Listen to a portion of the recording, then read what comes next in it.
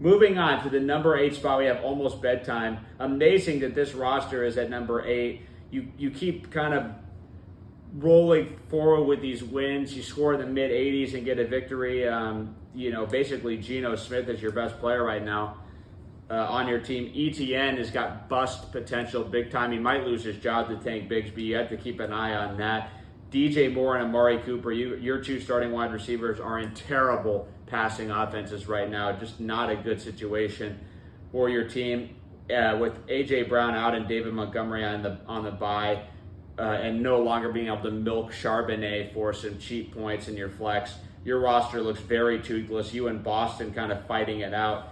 If you somehow manage to overcome Boston season's looking in big trouble. With Boston will be looking to get back on track and get his team back into the winning column for the first time since week 2. With that being said, Lester, your team's roster is looking really suspicious. That just kind of shows the state of the league right now, as you're just barely ahead of some of these other teams, which are just kind of garbage right now.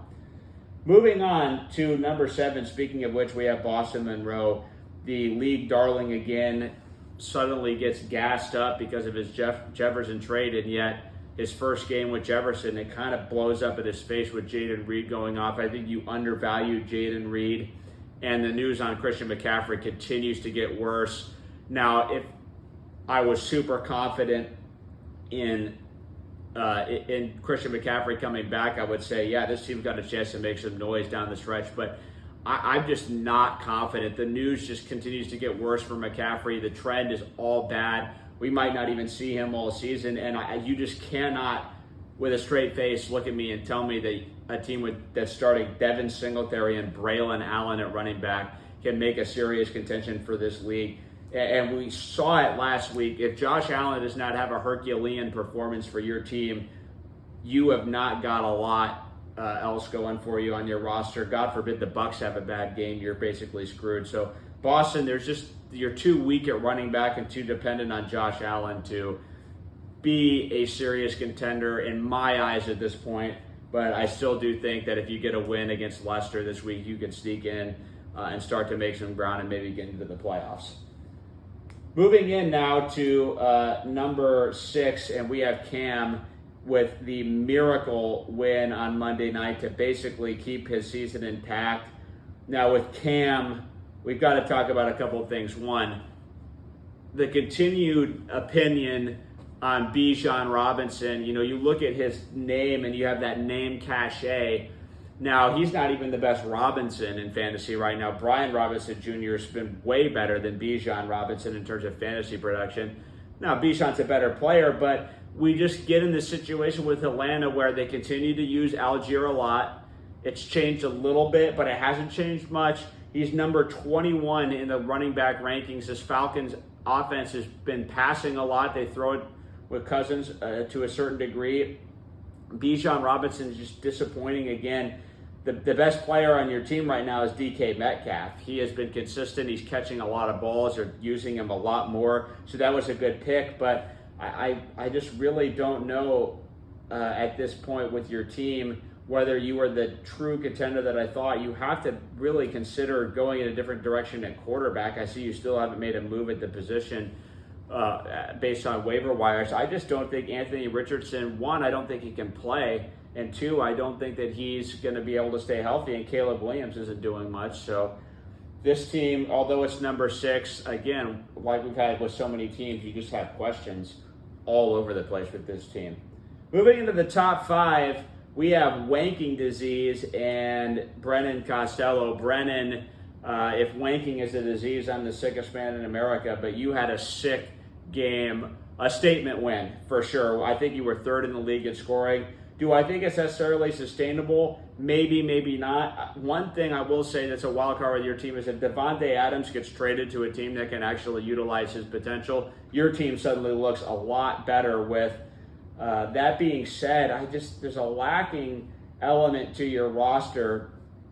With Jahmyr Gibbs, he's obviously had a good season, but I don't know. Patrick Mahomes, I just don't see him doing well. So you've got kind of a hole at quarterback. Your other quarterback is Herbert, which is not encouraging at all. And you're going to have to mix and match with receivers, but I think I think you can do well. You haven't been hit by injuries this year, which makes this roster look a lot better. I think you actually have the roster now with all the injuries. You maybe can do just enough. It's going to depend. You'd have to really beat Nibs this week is what you have to do. I mean, you cannot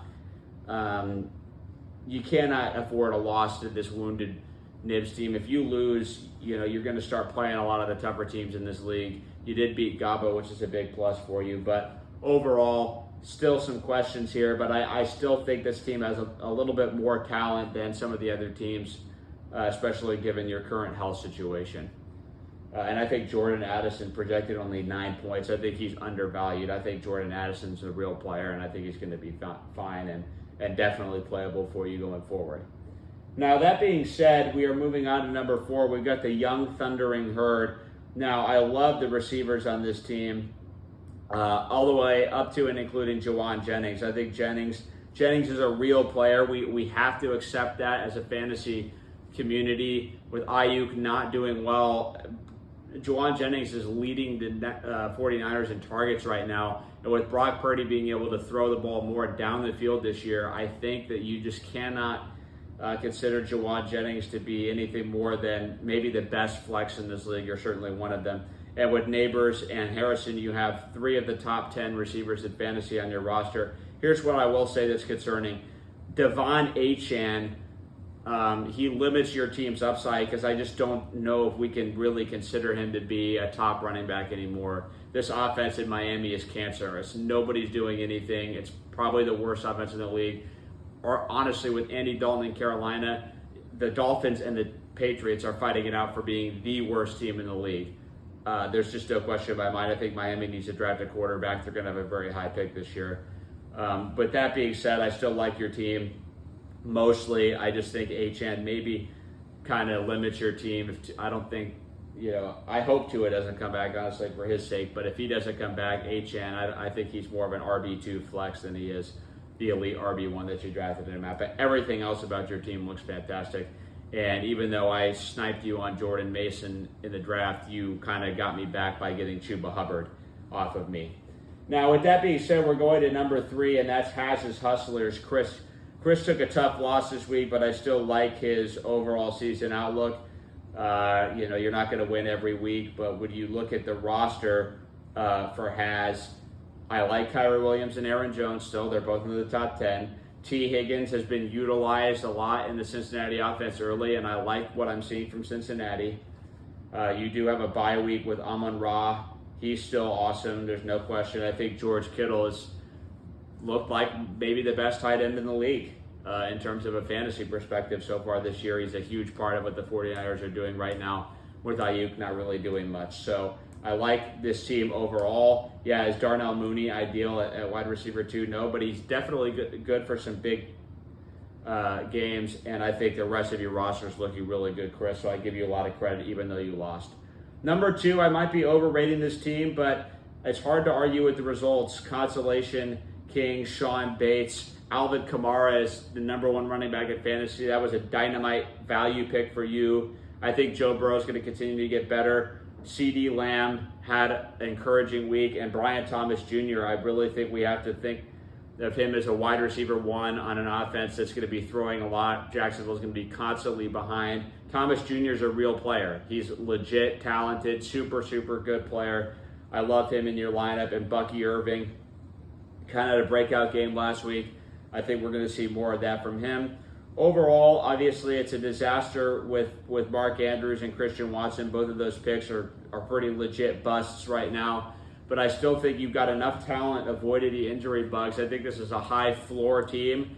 Kamara, Burrow, Lamb, Thomas, I think those guys give you a high floor. And Rashad White and Bucky Irving, having both of those guys, I think can be a bit of an asset. I think there's enough volume and enough yardage in this Bucs offense to support plenty of fantasy scoring for you.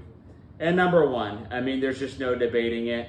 I've scored 130 points 4 straight weeks. That's got to be some kind of record. Didn't even have Rashee Rice at all. He gets injured in the first quarter, and I still drop 150. It's one of the most dominant starts to a year we've ever seen in this league's history. And it's just crazy with Rashee Rice. every single one of my starters is in the top 20 at their position, including defense, including kicker. That's an anomaly, an all-time outlier. I'm playing Pablo this week. I should steamroll him. I talked shit about him. I stand by that. I think that's just an embarrassment. But I want to get another win, get to 5-0, and just continue to silence doubters. I am the villain of this league. Lester's too shitty to be a villain right now. He's not even really a factor on most people's radar for winning the championship. So I will gladly adopt the villain role. I think it's an honor and a privilege to be a villain because not everybody can just elicit that type of emotion, but I think I can do it, and I think I have done it. So with all that being said, guys, that's going to wrap up the Power Rankings for this week. I hope you really enjoyed it, and I'm looking forward to doing a Power Rankings next week where I'll have seen a lot of you guys since then, and it's going to be a great time for everyone. So thanks for watching, guys, and I will see you next week.